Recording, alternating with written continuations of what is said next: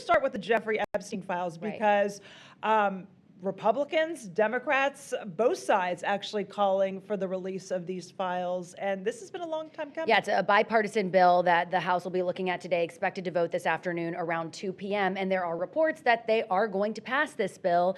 Who knows how the Senate will decide. We'll but then take it, yeah. Right. But President Trump so far saying he will sign it if it makes it to his desk. Which is interesting because we saw this reversal from him. Joining us this morning is a former FBI operative, Eric O'Neill. Eric, good to see you.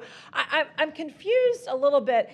The President of the United States, couldn't he, now that he's saying that he wants it released, can't he just call the Department of Justice, like call up Pam Bondi and say, release the files? I mean, isn't it that easy?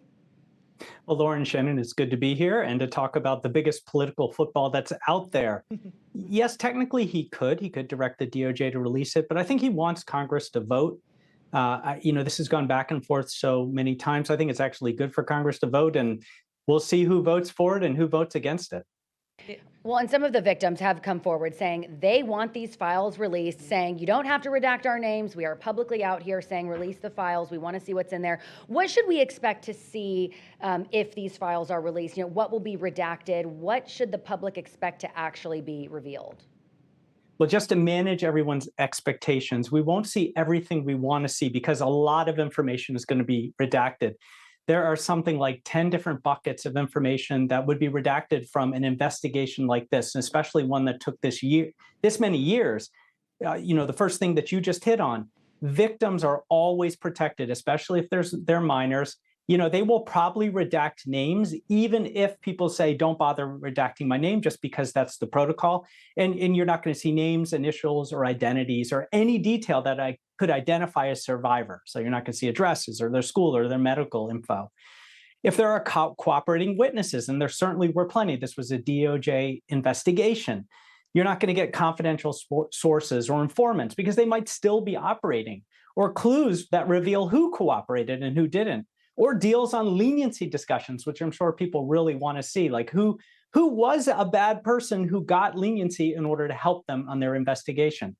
And of course, if there's any ongoing investigations like active leads or uncharged subjects, that'll all be redacted. And in my background in national security or anything related to foreign intel, we're going to see surveillance methods or tools redacted, undercover operations or Foreign Intelligence Surveillance Act information is going to be redacted, and anything that could be classified or foreign intelligence partners. And because there's this, I don't know if I want to call it a conspiracy theory, but idea that maybe Epstein was working for foreign intelligence or U.S. intelligence, I think people are going to get very upset when they see a lot of black around anything related to national security, and that could feed into that particular conspiracy theory. You just gave us a long list of things that could be redacted. I'm wondering what we're actually going to see. That's right. But Shannon, that's only, Lauren, that's only half the list. I mean, grand jury material, privacy uncharged individuals, anything that's a deliberation between attorneys or internal DOJ, FBI discussions,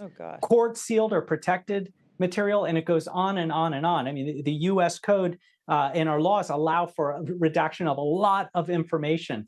And I was on both sides. I was one of the people making the redactions when I was in the FBI, and then I was an attorney in national security fighting against redactions. So I've seen how it goes, and you can always count on the U.S. government to over-redact everything. Right. Yeah, the FBI has said there is no client list. Do you think we'll be able, once these files are released, to have names or no?